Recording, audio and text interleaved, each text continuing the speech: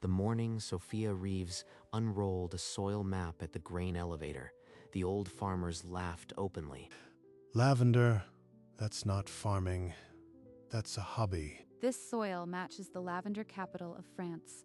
I am not here for corn. 2 years earlier, the same men had stood at her grandmother Eleanor's funeral, offering hollow sympathy. Eleanor never could make that ground pay. It's a wonder the girl is still trying. After the service, the lawyer handed Sophia a letter in Eleanor's handwriting. My Sophia, the soil holds a secret I never proved.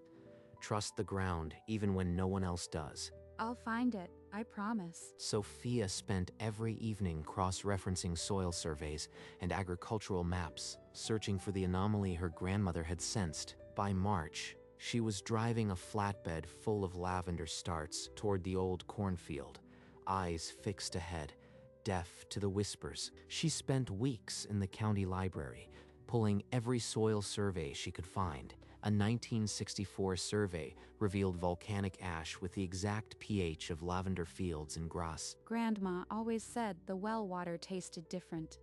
That was the clue. Now the soil backs it up. The lab report arrived with a red stamp. Soil match Lavandula Class A, all winter. She cleared the old corn by hand and by tractor, alone, while Edward's truck slowed every time it passed. Still playing with flowers? You'll be back to corn by June, girl. She didn't answer. She pulled another frozen stalk and threw it on the pile. They'll see.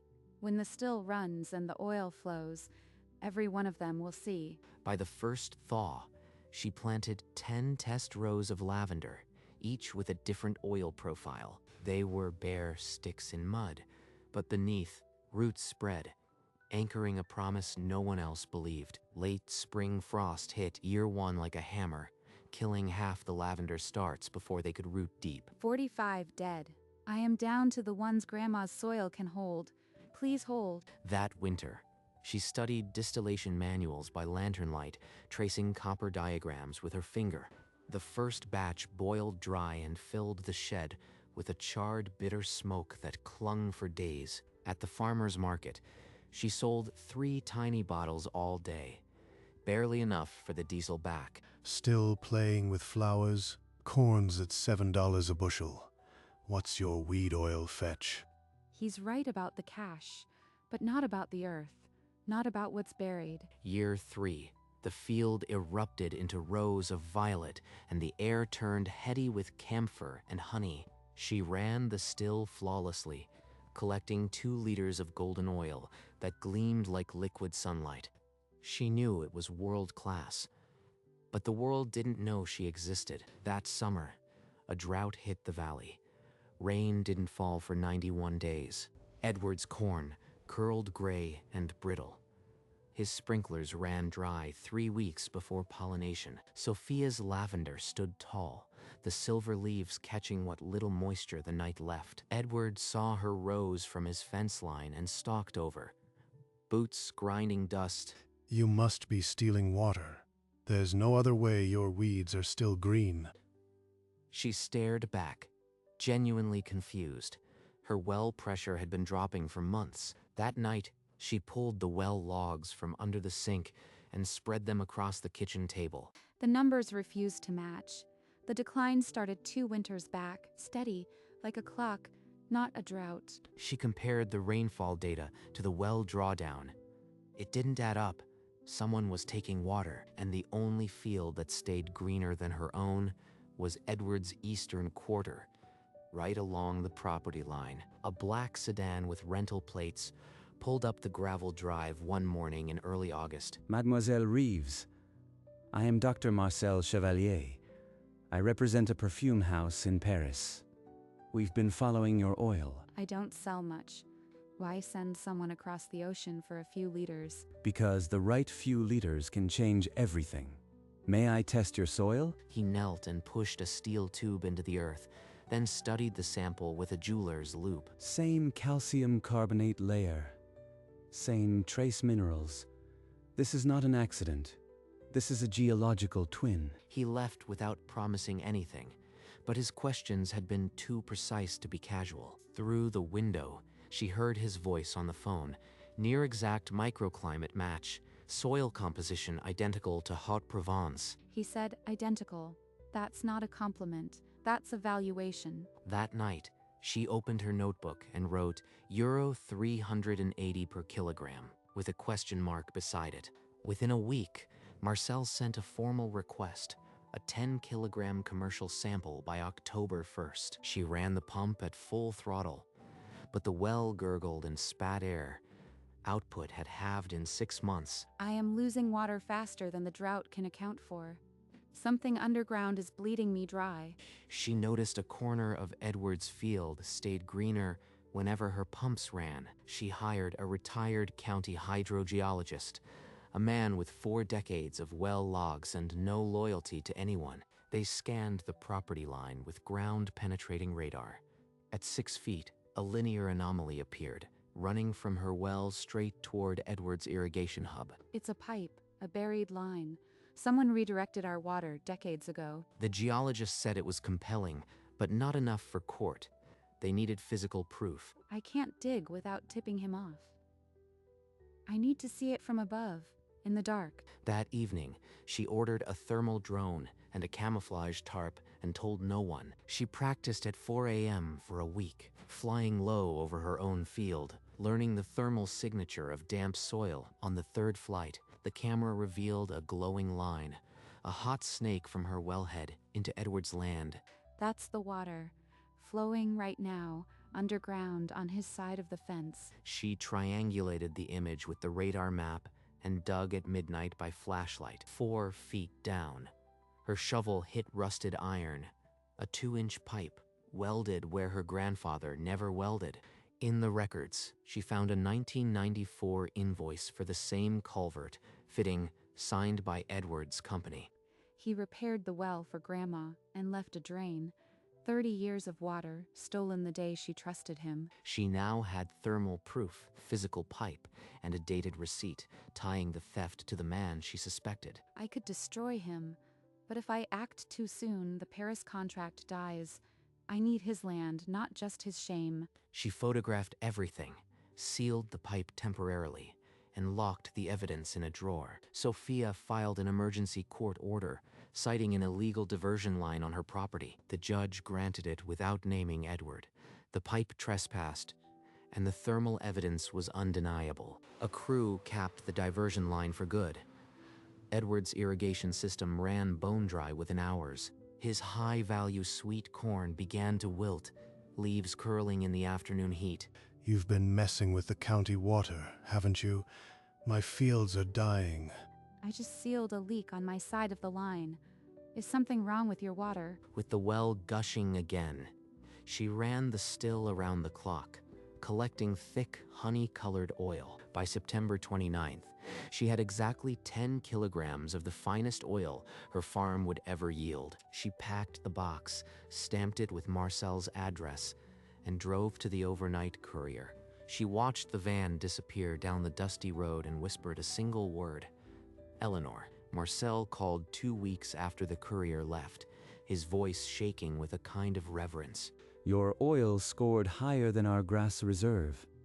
The board is prepared to offer a 5-year exclusive at 380 euros per kilogram. 4 days later, she stepped onto the Champs-Élysées, the Eiffel Tower a distant silhouette against a lavender haze. In a boardroom overlooking the Seine, Marcel laid out the analysis as the executives listened and stared at the numbers. I'll sign, but I need the house to fund land acquisition. I can't expand without more ground. That can be arranged. We want long-term security, not just a single harvest. She signed the contract, and a clause granted her capital to purchase or lease additional ground. Before her flight home, she walked along the Seine with Marcel, the weight of what she'd just set in motion pressing on her. I've got the contract, but Edward owns the only land that can save this deal. On the return flight, she looked down at the patchwork fields below and knew the hardest move was still ahead. 2 weeks after her return, a French agriculture magazine published a cover story, La Nouvelle Reine de Lavender. The article spread through farming forums. Bankers who'd refused her loans called to offer lines of credit. Even Lyle Turner called to congratulate her, his voice thick with something that sounded almost like apology. Edward read the article in his kitchen, his unpaid bills piled high, the bank's foreclosure notice pinned to the wall. 3 days later, he showed up at her gate, hat in hand, offering to lease his 60 acres at what he called a fair rate. I need cash flow. You need ground. Let's make a deal that helps us both. Sophia listened, then walked inside and returned with a thick manila folder. Before we talk numbers, let me show you something from my drone last summer. She laid out the thermal images, the 1994 invoice, and a calculation, 30 years of stolen water, with interest, totaled $380,000. Then she gave him the choice: lease her the land at a rate that repays that debt over 5 years, or she takes everything to the prosecutor. Edward stormed off. Next morning, his lawyer filed a countersuit, but Sophia's attorney was ready. He had the drone images, the invoice, and a draft complaint for 3 decades of water theft. By sunset, the whole valley buzzed about a buried pipe and 30 years of theft. Lyle drove up the next morning, climbed the porch, and asked the question everyone was too afraid to voice. Yes, he bled us dry. My grandmother's well has been feeding his corn since the day he repaired it. I should have seen it. I am sorry, Sophia. I should have stood with you years ago. I've got 40 acres sitting fallow. You can rent them.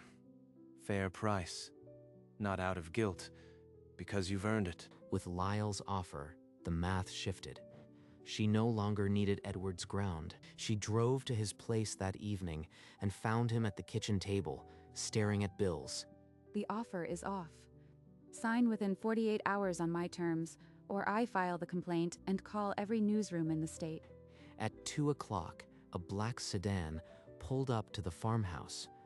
Edward stepped out, his lawyer beside him, the lease papers in a leather folder. They settled at the kitchen table. The drone footage played on a laptop, the red-hot line of stolen water pulsing silently. The agreement was simple. Annual rent would match the water restitution.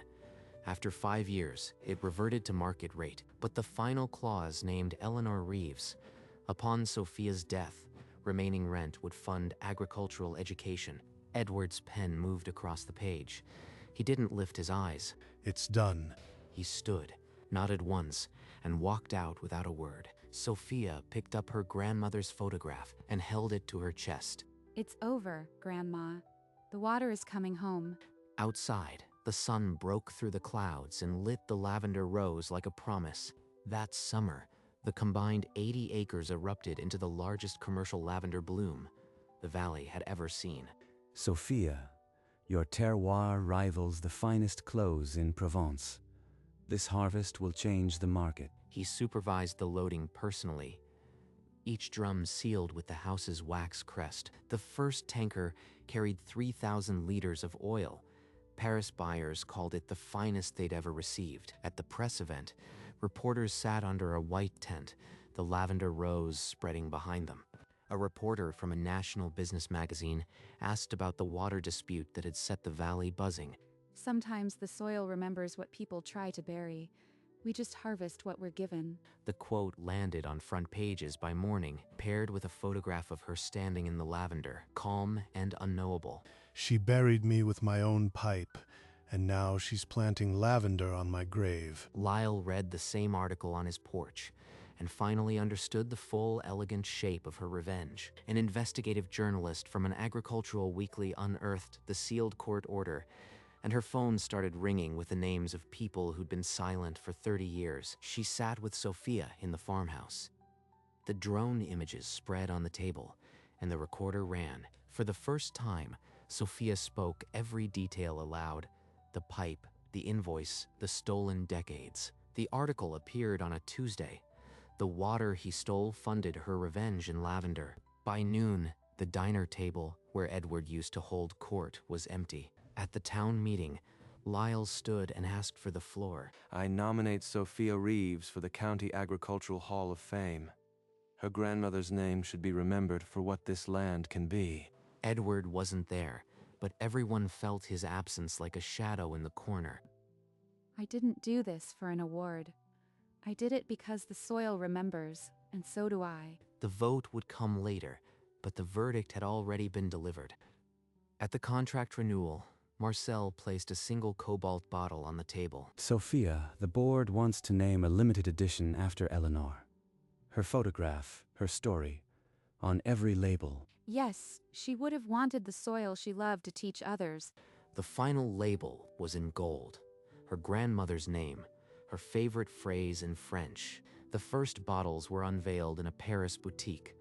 The launch streamed to millions worldwide, but before the ceremony, Sophia slipped away to the cemetery with the first bottle. The label caught the morning light.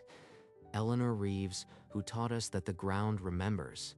In a rented room across town, Edward watched the broadcast on a small television. When Sophia's face appeared on screen with the bottle, he reached for the remote, and the picture went black. He sat in the dark, the weight of 30 years of stolen water pressing on his chest. The county agricultural fair opened under a cloudless sky, and the pavilion filled with the same faces who once called her hobby a waste of soil.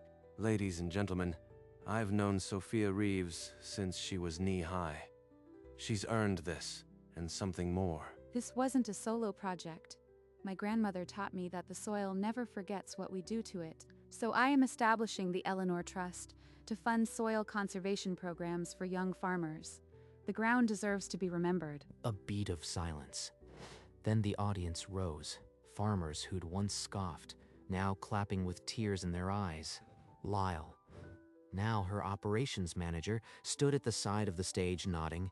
Edward watched from a rented room across town, his land now purple rose instead of corn. He was never charged, but the community had rendered its own sentence: silence and empty chairs. By nightfall, the fairgrounds emptied, but the Eleanor Trust had already received its first pledges. Sophia walked home through the lavender, the award ribbon tucked in her pocket, her grandmother's name finally resting where it belonged.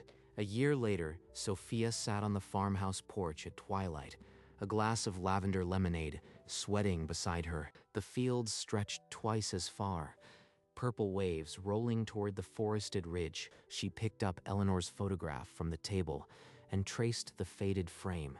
We did it, Grandma. Every stolen drop is home where it belongs. A letter from Marcel lay open on the table, the Paris postmark still fresh. The perfume house had renewed for 10 years and offered her a consulting project in Tanzania. They want me to leave this soil. Number. My place is where the ground already knows my name. She wrote a single line on a card. My field is here. Thank you. The drone that had first spotted the pipe sat on a shelf behind her, gathering dust. She leaned back in the rocking chair, and the night fell gentle over the land she had reclaimed. At dawn, the sun rose over the lavender field, lighting the white stones along the road that spelled Eleanor. A tourist car pulled onto the shoulder, and a little girl ran into the grass, pointing at the purple rose. "What's an Eleanor?" she called, her voice high and bright. Her mother read a wooden sign by the road. The woman who proved that the soil keeps its promises. Sophia, walking barefoot through the dew-wet rose, paused mid-step and turned toward the child. She raised a hand in a slow, gentle wave, then continued down the row, her hat in her other hand. The mother smiled and took the child's hand, leaving the sign to speak to the next traveler. The camera lifted into an aerial, the white stones glowing bright against the purple, the farmhouse a tiny speck. Eleanor's name, written into the earth itself, finally resting where no one could ever erase it. In a Paris boutique, a single bottle of Eleanor oil sat on a glass shelf, price tag facing the window. In a school garden, 1,000 miles away, a young girl planted a lavender start, her teacher reading the Eleanor Trust brochure aloud. Lyle Turner drove a tractor around the field's edge, his grandson on his lap, both laughing, in the hardware store. The same poster hung where men once laughed. Eleanor Foundation, soil conservation for the next generation. Edward sat on a park bench across town, watching a family plant lavender in a community plot. He made no move to join them, just sat with his hands folded, the smell of lavender drifting past. The screen faded to a pale yellow page of Eleanor's old journal. Trust the soil, Sophia. It doesn't lie. The words held for a heartbeat. Then the page turned black. Silence, except for the wind through the rows of purple that would never stop blooming. Eleanor Reeves' oil is now exported to 17 countries. The trust has funded 42 young farmers. Sophia still walks her fields before breakfast, her grandmother's name on every bottle.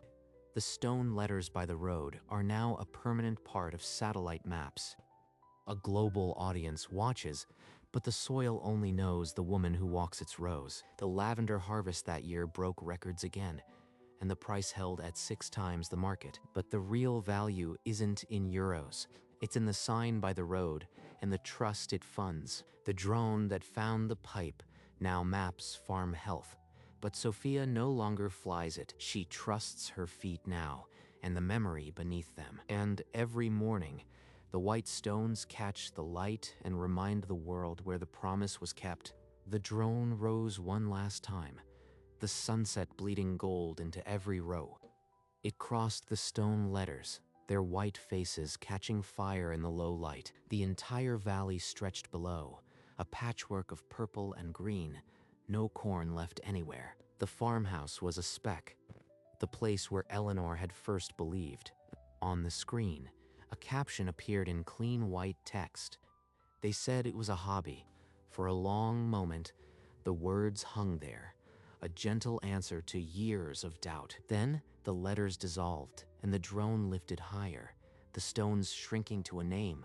The image held the whole valley in bloom, then slowly dissolved into black, and then there was only the whisper of wind through rows that would never fade. The credits began to roll over a slow-motion image of Sophia walking through the lavender, her hat swinging at her side. Her footsteps left no trace, but every row curved toward her path. The camera caught the light in her hair, the sun flush on her cheeks, the calm in her eyes. She turned slightly, her hand brushing the tops of the blooms, the gesture almost a blessing. The music swelled, and the world blurred at the edges, leaving only the woman in the purple that never ended. Her grandmother's photograph appeared in the corner of the screen for just a breath, then dissolved. The drone, long since retired, was nowhere to be seen. The porch sat empty, the rocking chair still, the glass of lemonade long since finished. And then, the final frame held her profile, smiling, her eyes on the horizon she had reclaimed, in memory of every woman who trusted the ground they were given.